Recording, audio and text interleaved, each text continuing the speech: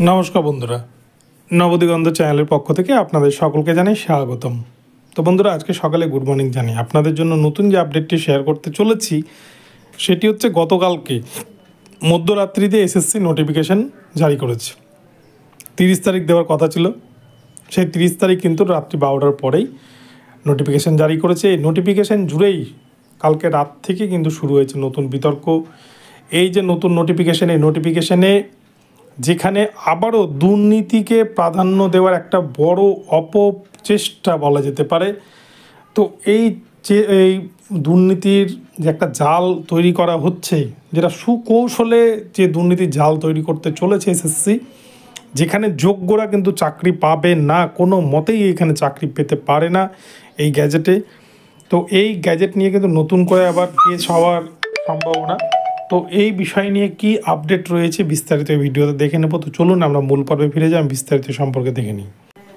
তো বন্ধুরা, গতকালকে যে নোটিশ জারি করেছে এসএসসি, এই এসএসসির মধ্যে মূল 3টি পয়েন্ট রয়েছে আপনারা যেখানে দেখেছেন, যেখানে কিন্তু অ্যাকাডেমিক মার্কস, ডেমনস্ট্রেশন, ইন্টারভিউ এবং হচ্ছে এক্সট্রা কোয়ালিফিকেশান বা টিচিং এক্সপিরিয়েন্স হিসেবে নম্বর দেওয়া। তো এই জায়গাটায় এখানে যে 30 নম্বর বোর্ড বা এসএসসি নিজের হাতে রেখেছে, এই 30 নম্বর কিন্তু তারাই পাবে যারা বোর্ডের নিজস্ব লোক, বোর্ডের সাথে যাদের একটা ভালো আঁতাত আছে, যাদের কাছ থেকে বোর্ড ভালো টাকা খেতে পারবে আবারও। কেননা 30 নম্বর বুঝতেই পারছেন, ইন্টারভিউ 10, যেটা এর আগে কিন্তু টোটাল খালি ইন্টারভিউয়ের উপর 10 নম্বর ছিল। এবারে দেখা যাচ্ছে ইন্টারভিউ 10, টিচিং এক্সপিরিয়েন্স যেটা বললাম, এই যে চাকরিহারারা যে এতদিন চাকরি করছিল তার জন্য যে 10 নম্বর এক্সপিরিয়েন্সের জন্য রাখা হয়েছে, এবং ডেমো ক্লাসে 10। বুঝতেই পারছেন, যেটা কিন্তু আমাদের ভারতবর্ষের কোনো রাজ্যেই এই ধরনের নোটিফিকেশান নাই। সবথেকে বড় কথা, এবং রিটেন পরীক্ষা নিতে চলে যে 60 নম্বরে কেউ যদি 60-এর মধ্যে 60ও পেয়ে যায়, তাও কিন্তু সে চাকরি পাবে না। কেননা এই 30 নম্বর কিন্তু যোগ করেই তার কিন্তু টোটাল র্যাঙ্ক তৈরি হবে। তো 30 নম্বরের মধ্যে কিন্তু যারা বোর্ডের নিজস্ব লোক বা এখানে স্বজন পোষণের যে বিষয়টা উঠে আসবে বা টাকা দেওয়ার বিষয়টা, তারাই কিন্তু নম্বরটা কতটা পাবে সেটার বলার অপেক্ষা রাখে না। এবং যারা পড়াশোনা করে যারা মেধার যোগ্যতায় চাকরি পেতে চাইছে, তাদের এই 30-এর মধ্যে তারা কত পেতে পারে সেটা আপনারা আশা করি বুঝতে পারছেন, সেটা বলে দেওয়ার প্রয়োজন পড়ে না।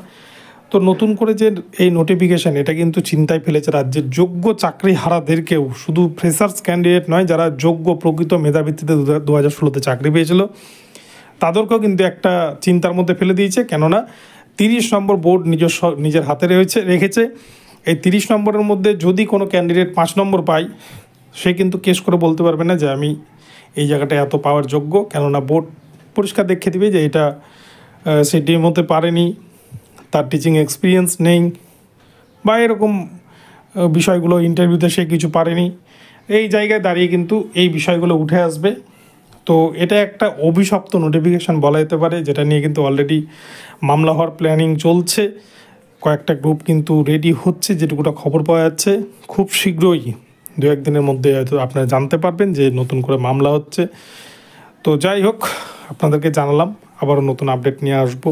ভিডিওটি ভালো লাগলে চ্যানেলটিকে সাবস্ক্রাইব করে দেবেন। দেখা হচ্ছে পরবর্তী ভিডিওতে। সকালে ভালো থাকবেন, ধন্যবাদ।